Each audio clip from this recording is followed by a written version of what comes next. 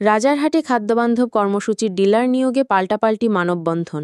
রাজারহাটের খাদ্যবান্ধব কর্মসূচির আওতায় ডিলার নিয়োগে বৈষম্য অনিয়মের অভিযোগ এনে পুনরায় তদন্তপূর্বক স্বচ্ছ প্রক্রিয়ায় ডিলার নিয়োগ দাবি জানিয়ে মানববন্ধন ও স্মারকলিপি প্রদান করেছে বঞ্চিত আবেদনকারীগণ।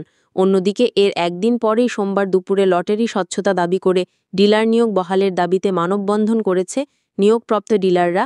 এ ব্যাপারে রাজারহাট উপজেলা নির্বাহী অফিস আল ইমরান জানান, দুপক্ষের পাল্টাপাল্টি অভিযোগ পড়েছে, বিষয়টি তদন্তপূর্বক ব্যবস্থা নেওয়া হবে। আমাদের রাজারহাট উপজেলা প্রতিনিধি আব্দুল মালেকের পাঠানো ভিডিও চিত্র বিস্তারিত দেখুন। আমরা নির্বাচিত হওয়ার পর যেটা দেখলাম, কিছু সংখ্যক কুচক্রী মহল বিধিসম্মত এই নিয়োগ প্রক্রিয়াকে বাধাগ্রস্ত করার জন্য তারা একটি চক্রান্তে লিপ্ত হয়েছে।